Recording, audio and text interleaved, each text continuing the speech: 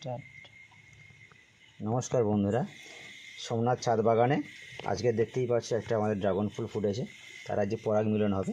এইভাবে আমরা পুংকেশর থেকে পরাগগুলোকে নিয়ে গর্ভকেশরে দেবো, যাতে এটা পরাগ মিলনটা করলে ফলের সাইজটা ভালো হয়।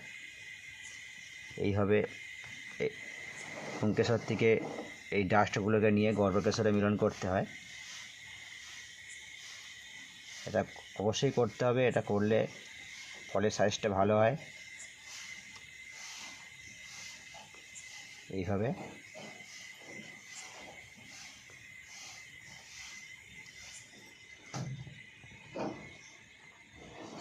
ফুলটাকে এইভাবে ধরে গর্ভকেশরটাকে এইভাবে ফুলের মধ্যে রাখতে হবে, রেখে এইভাবে ফুলটাকে একবার চেপে দিলে ভালোভাবে পরাগ মিলনটা হয়ে যায়। প্রত্যেকটা ফুলেই এটা করতে হয়, করলে ফলের সাইজগুলো একটু বড় হয় আর ফলটা সুস্বাদু হয়। এইভাবে ফুলের পরাগ মিলনটা করে দিতে হয়।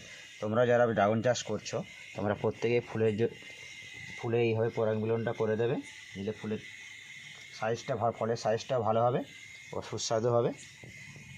তো আমরা সন্ধ্যাবেলা প্লাস্টিক ঢাকা দিয়ে রেখেছিলাম ফুলটা ফোটার জন্য, বৃষ্টি পড়ছিল সেই কারণে।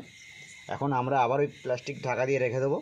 সকালবেলা ফুলটা আমরা খুলে দেবো, আর 2-4 দিন পরে এই গর্ভকেশরটা থাকবে, বাকি সব ফুলটাকে আমরা কেটে এর থেকে ফল থেকে ফেলে দিতে হবে, নাহলে ফলটা পচন সৃষ্টি হবে, পিঁমড়ে লাগবে। তো আমরা এখন প্লাস্টিকটা লাগিয়ে দেবো।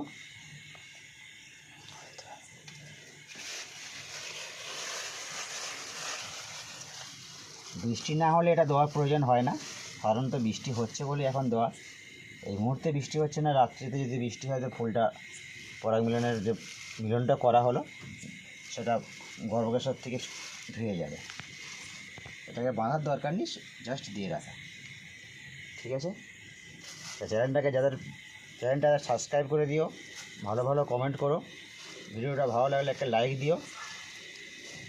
তো দেখা হচ্ছে পরবর্তী ভিডিওতে।